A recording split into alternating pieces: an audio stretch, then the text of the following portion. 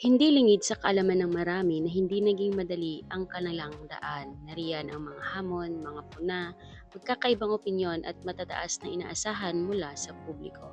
Ang pressure na kanilang dinadala ay hindi lamang nasa loob ng court kundi pati na rin sa labas nito.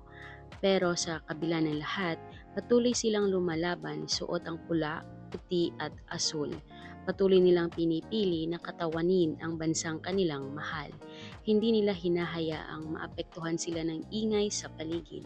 Sa halip, ipinapakita nila ang dedikasyon, disiplina at puso sa bawat laban.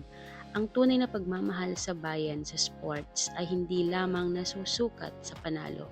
Nakikita rin ito sa tapang na magpatuloy kahit mahirap, sa lakas ng loob na ibinibigay ang lahat kahit mabigat ang pressure at kritisismo. Iniwan ng mga atletang ito ang kanilang mga koponan, pamilya at maging ng kanilang comfort zones upang magsanay, bumiyahe at makipagkompetensya para sa Pilipinas. Bawat serve, bawat dig at bawat rally ay bunga ng maraming taon ng sakripisyo at pagsisikap. Panalo man o talo, nananatili silang mandirigma ng laro at ipinapaalala nila sa atin na ang tunay na kadakilaan ay hindi lamang tungkol sa kung ano ang iyong nakakamit, kundi kung paano ka patuloy na tumatayo at lumalaban sa harap ng pagsubok. Sa bawat torneo at sa bawat pagkakataong dala nila ang ating bandila sa international stage, malinaw ang kanilang mensahe.